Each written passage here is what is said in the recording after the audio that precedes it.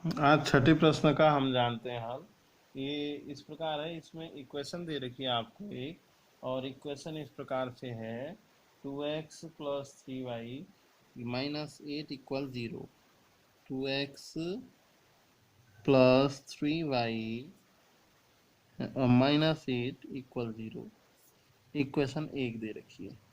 इसके लिए इसमें हमने तीन इक्वेशनें और बनानी है, मतलब हमने तीन युग्म बनाने हैं इस इक्वेशन के लिए। एक इक्वेशन तो ये हो गई, और इसी में हम फर्स्ट पार्ट देखते हैं।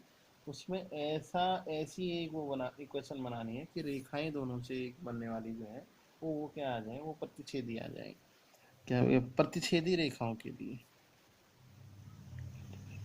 प्रतिच्छेदी रेखाओं के लिए इसके लिए इक्वेशन बननी है। तो स्थिति क्या थी इसमें, a1/a2 is not equal to b1/b2।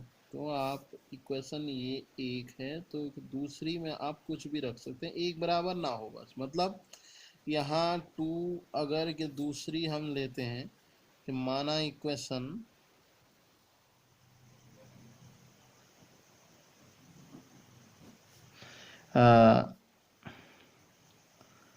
4x लेते हैं, तो यहाँ 2 2 जा 4 आ रहा है। जो इसका वो बन रहा है, जो रेशियो बन रहा है वो 1/2 का बन रहा है। देखो 2 2 जा 4, यहाँ 2 1 जा 2 और 2 2 जा 4 आ रहा है। तो ऐसा रेशियो इसका ना बने दूसरे चर का, ठीक है।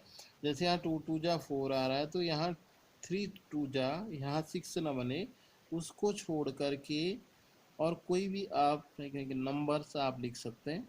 हमने क्या लिख दिया, यहाँ लिखा था हमने 4x, यहाँ 5y लिख दिया, क्योंकि एक 6 को छोड़ करके, 6 मतलब एक 6 को छोड़ करके और हम कोई भी हम नंबर लिख सकते हैं, ठीक है।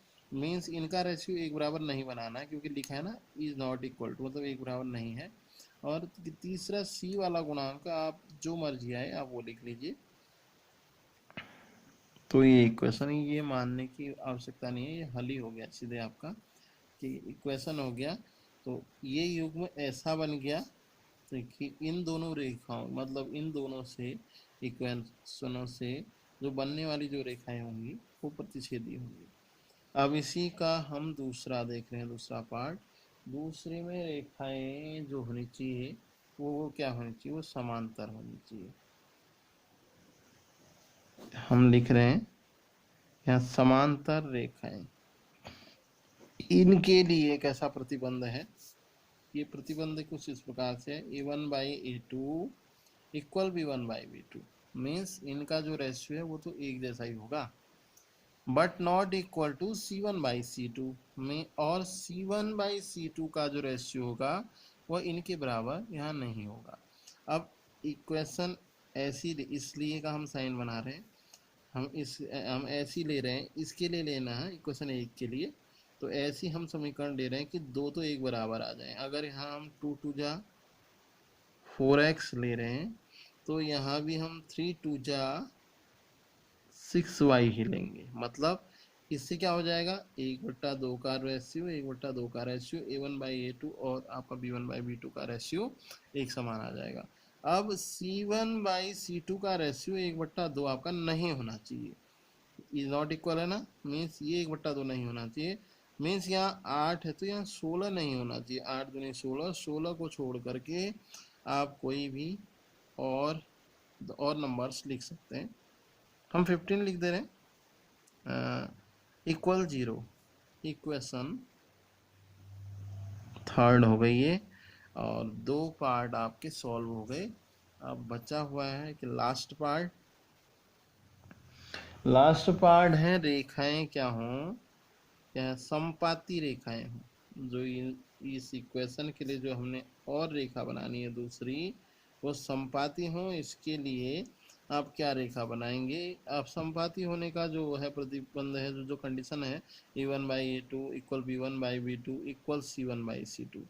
मीन्स ये कंडीशन ऐसी है कि इसमें तीनों ही रेशियो इक्वल होते हैं।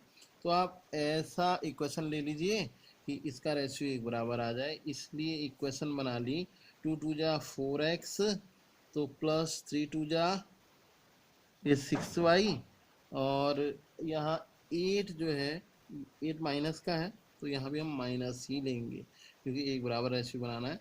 8 2 16 इक्वल 0। यह इक्वेशन ऐसी है कि इसके लिए इक्वेशन जो होगी युग्म वह संपाती रेखाएं होंगी, संपाती रेखाओं को ये निरूपित करेंगी। तो बच्चों इसको आप देख लीजिएगा और समझ लीजिएगा कि लिख लीजिएगा, ठीक है। और अगर ये वीडियोस अच्छी लग रही हैं आपको, इनको आप लाइक और शेयर और सब्सक्राइब भी कर लीजिएगा। Okay, thanks.